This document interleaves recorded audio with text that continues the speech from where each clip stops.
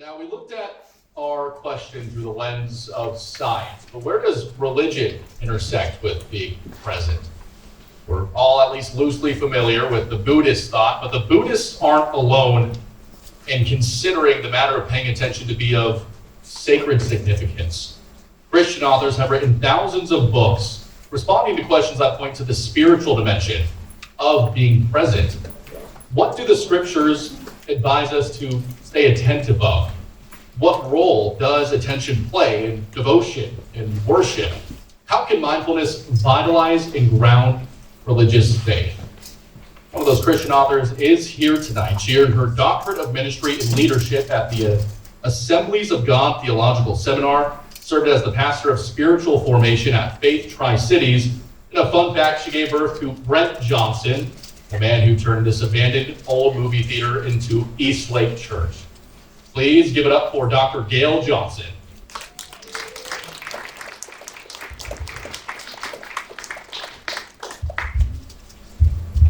Good evening, everyone. Good evening.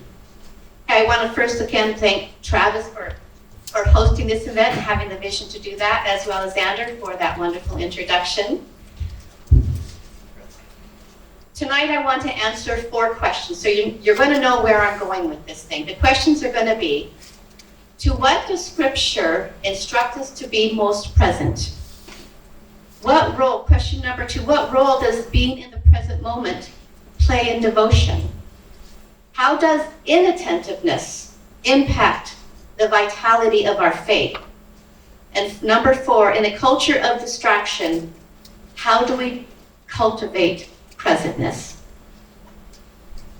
So the question number 1, to what does Scripture instruct us to be most present to?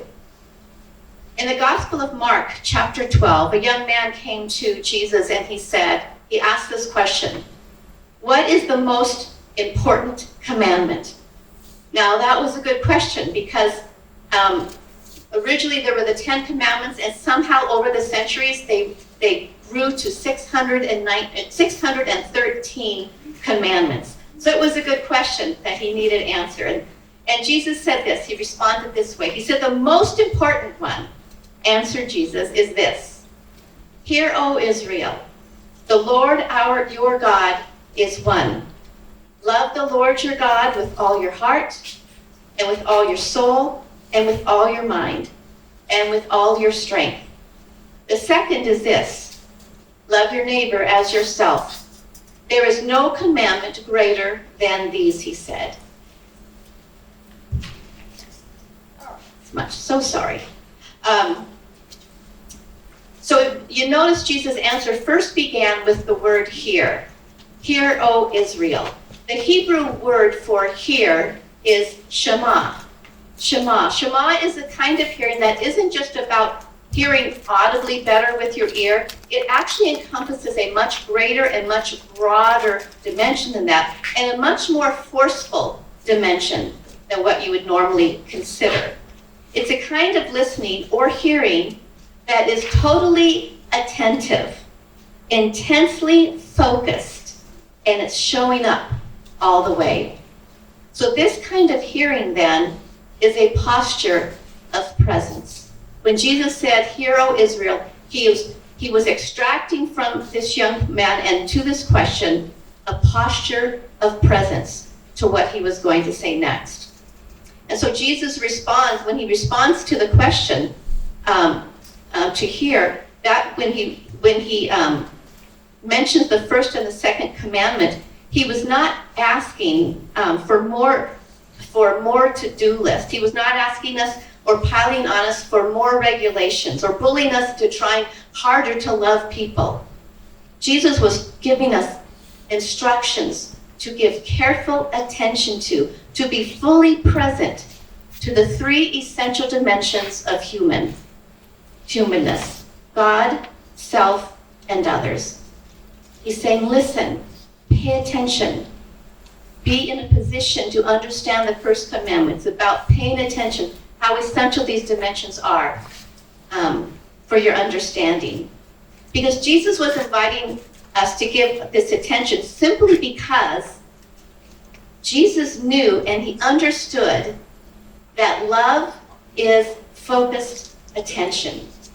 Love, when he said to love the Lord your God with all your heart, soul, and mind, and others as yourself, he knew and understand that love in that context and always is that love is focused attention. So question number 2 then, what role does being in the present moment play in our devotion? What does attention have to do with our devotion?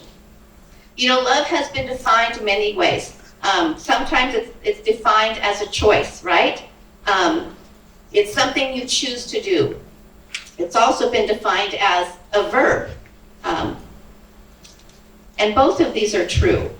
However, the thing is, we will not act lovingly if first the object of our love has not captured our attention. Let me say that again. We will not choose to act lovingly if first the object of our love has not captured our attention. I want you to think for a moment of 2 lovers dating. They spend a lot of time looking into each other's eyes, right? They spend a lot of time being attentive to that person right in front of them. Author Belden Lane explains it this way: you cannot love what you don't observe. You cannot love what you don't observe. American poet Mary Oliver, she said this. She said, attention is the beginning of devotion. Attentiveness, being all there, being fully present. That's the beginning of devotion. And to say it a different way, I would say it this way probably, is our devotion is shaped by what we give our attention to most. Or to say it another way, what we give our attention to is what we will be devoted to. What we give our attention to is what we will be devoted to. For example, try and take a cell phone away from a teenager. He is devoted to that phone. Why? Because so much of his attention and focus has been on that phone. He's devoted to it, isn't he? Or take Seahawk fans, the devoted Seahawk fans, right? They know every player's number, every player's name. They know where the lineup the Seahawks are in the division. They spend their time, they drive across snowy passes, they manage traffic jams, they vie for parking that's minimal, they give up their finances, think the high cost of tickets, think the high cost of garlic fries, right? They give up their comfort, think hard stadium seats, and in some cases, with blue and green body paint, they give up their dignity. But they are devoted fans. That's what devotion looks like. Being all in, all there. It has captured your heart. In the Gospel of John, in Scripture, in the last dialogue with his disciples, just before Jesus was arrested and taken away to be crucified, he sees this important moment in this moment with them, an important image of the life lived in vital connection with himself. In fact, he repeated this over and over, 11 times in 17 verses. His last moments with his disciples, his last conversation with them, he repeated this 11 times in 17 verses. And he said this: Jesus instructed them by saying, abide in me. He invited them to abide in him. The Greek word for abide that Jesus used in this setting, it means to be continually present. Jesus invited his disciples to be continually present. Christian philosopher and prolific author of The Spiritual Life, Dallas Willard, one time when someone asked him a question before the end of his life, they asked this. So he's been this author and philosopher and Christian leader for for 50 years and someone comes and asks him, how would you sum up the entirety of the Christian life? Now, isn't that a question you just want to lean into, right? How would you sum up 50 years of knowledge and experience? How would you sum that up? And he said this. He said, aim at abiding. Aim at abiding. The same words that Jesus used. 3 simple words, kind of sums it all up, just like Jesus did. Aim at abiding.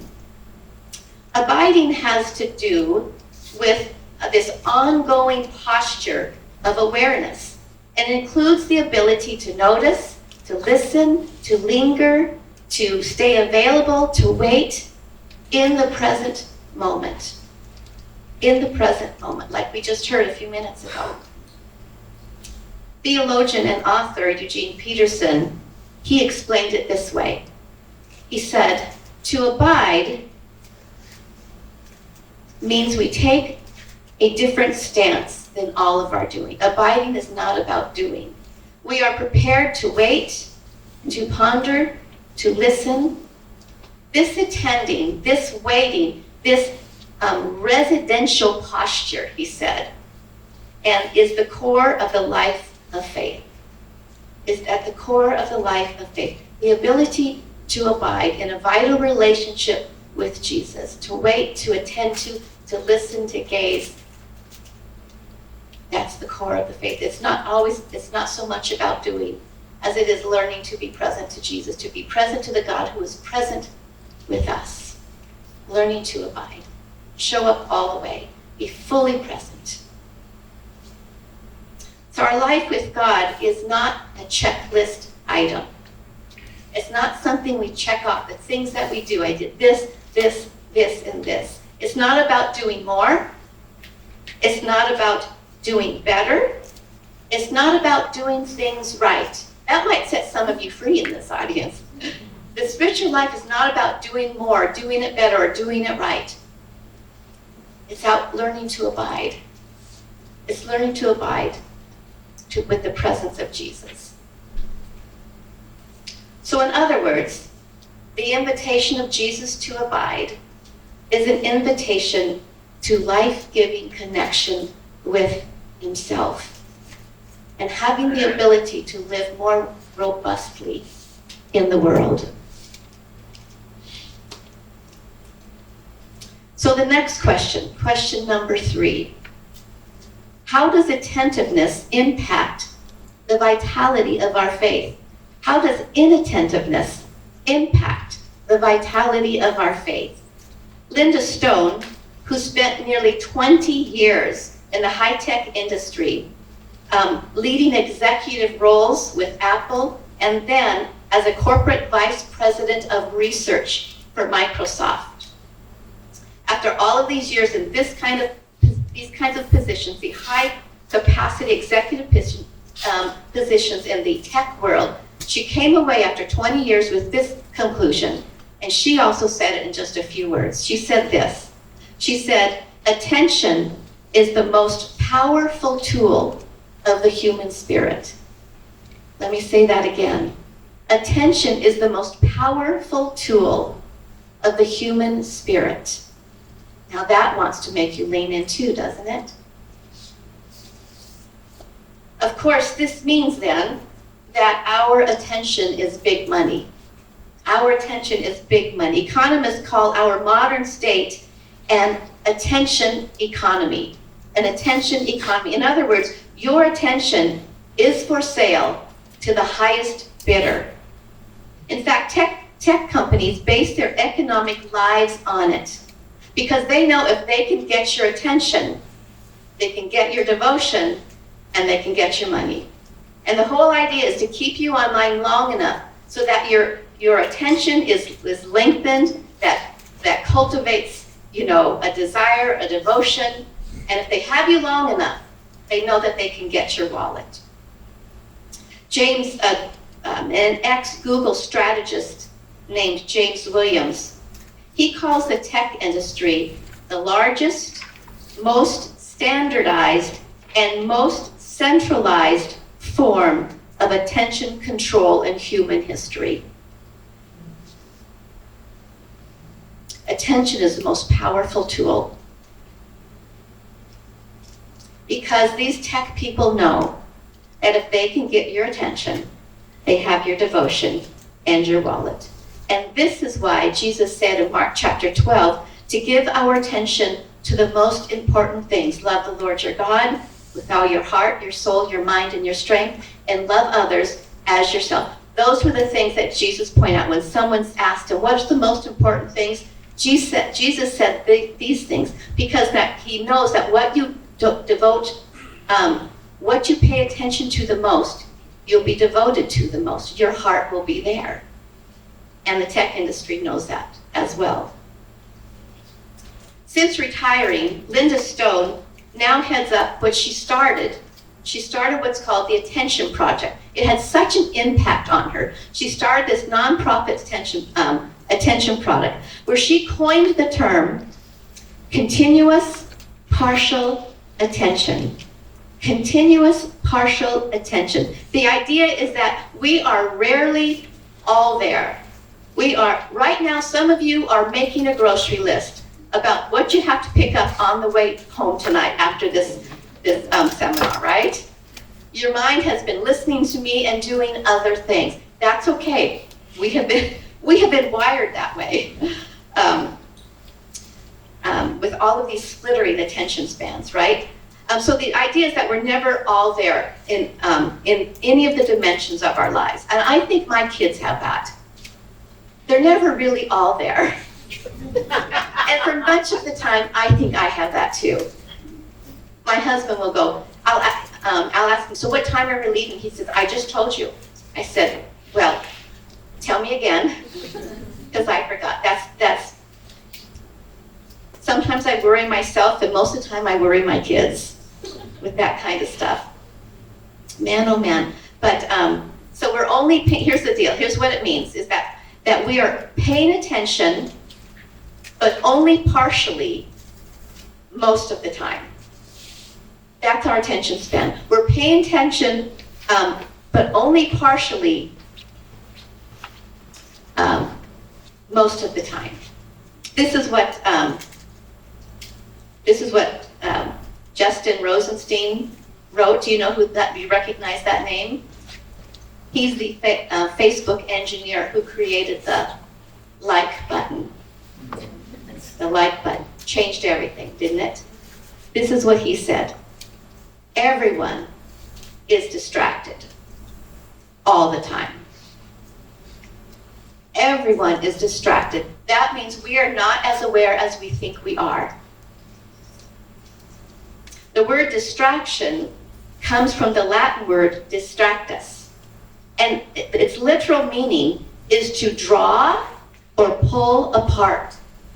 To draw or pull apart. This is often how my day plays out on a daily basis. To feel like I'm scattered, to feel like I'm being drawn in 1,000 directions. And of course, anybody else feel that way? 1,000 things to do? You answer the phone, the guy's at the door, you have a package, your kids call you, there's a dinging on your phone, and it's just this continual pace and distraction. And then I go into a room and I don't know what I went there for. Right? Everybody over 50 gets that. Right? This continuous partial attention. Of course, distraction isn't just a simple annoyance. Even more concerning are the synonyms of distraction. Here's some of them. Panicked. See if you can relate. Distressed, frenzied, distraught, and disturbed. I found one place where it said craziness. That's what distraction does to us. It makes us crazy. I gotta tell you, these are not good, right? These are not good, but because of our scattered life and our distracted life, this often comes to shape and define our days, doesn't it? Frenzied, distracted, disturbed. A few years ago, my husband and I were out to lunch, and we got a phone call from our son-in-law, Eric. And he said, can you come to the house, Bria, our then his 1-year-old daughter. He said she had a seizure. She had a seizure. And I said, dial 911, dial 911. He said, I tried, and they're not answering.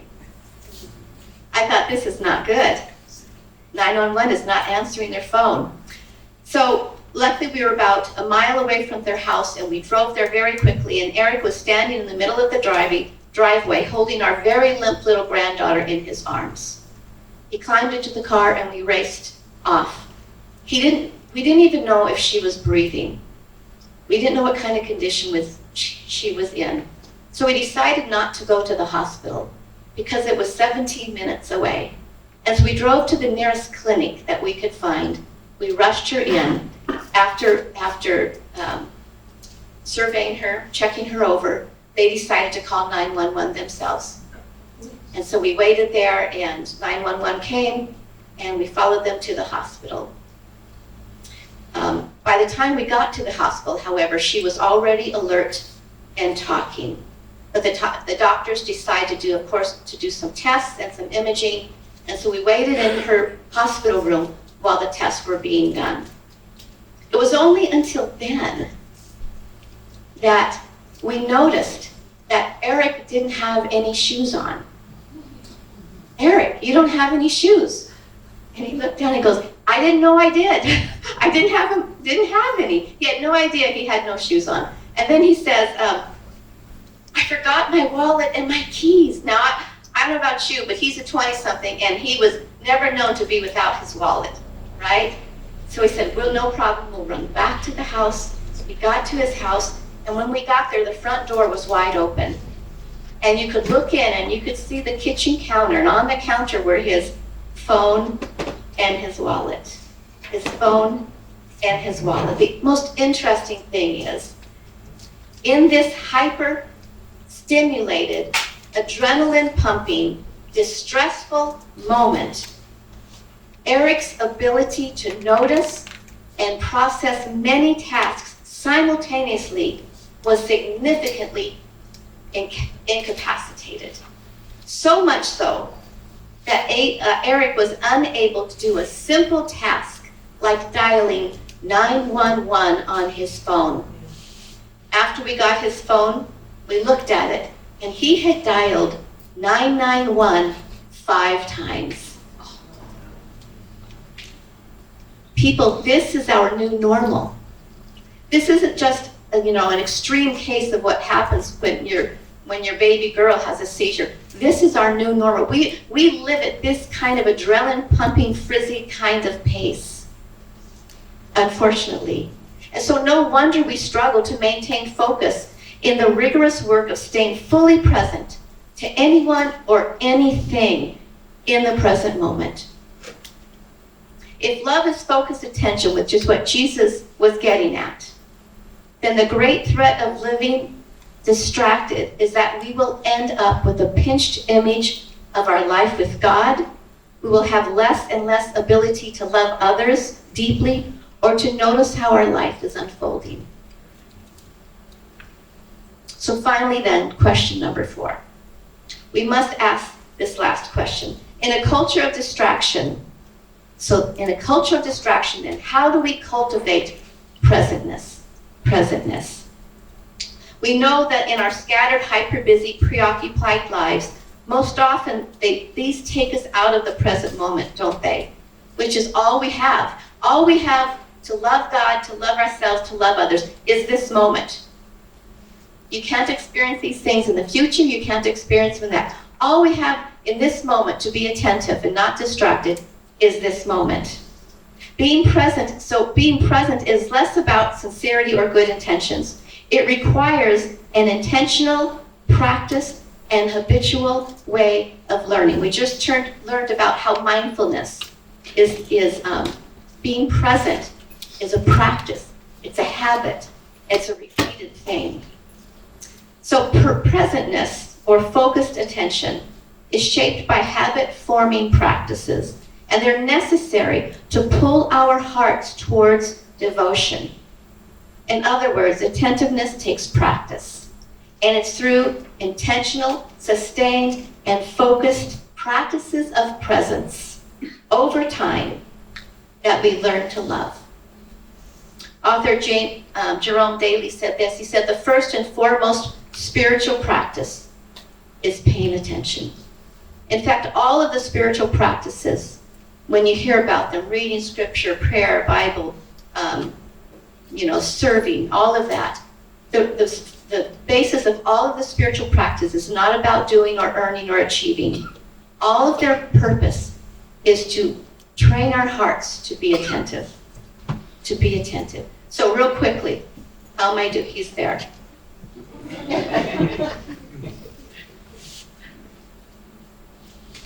I'll have to do them in 2 minutes.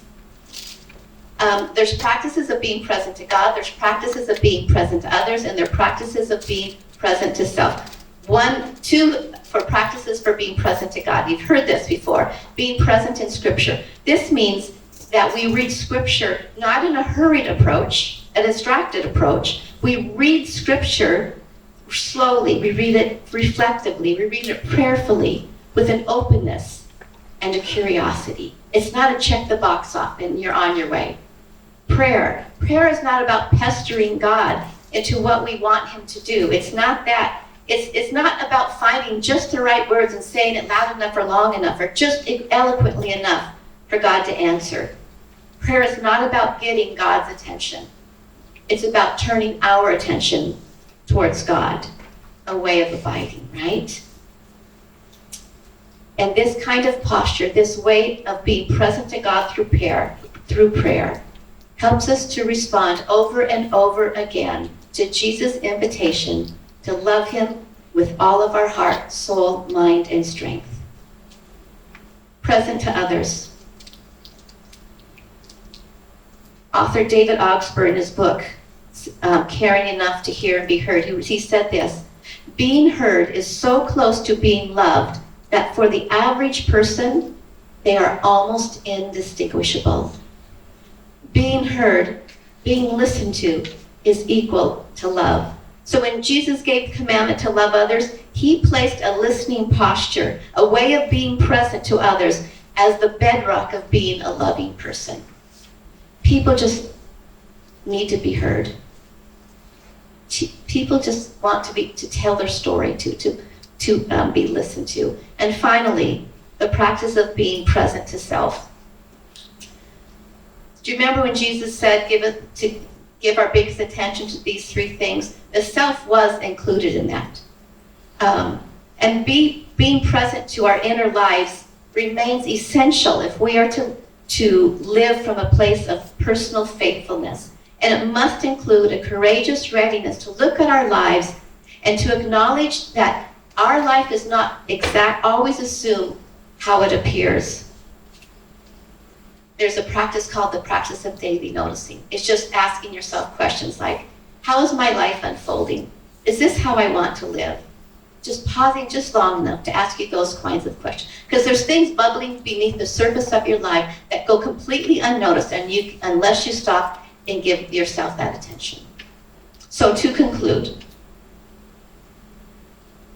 in her 2006 memoir, Eat, Pray, Love, author Elizabeth Gilbert, he writes that a friend who exclaims wherever she is, and whatever she sees is beautiful, she exclaims this. She said, "This is so beautiful here. I want to come back to it someday."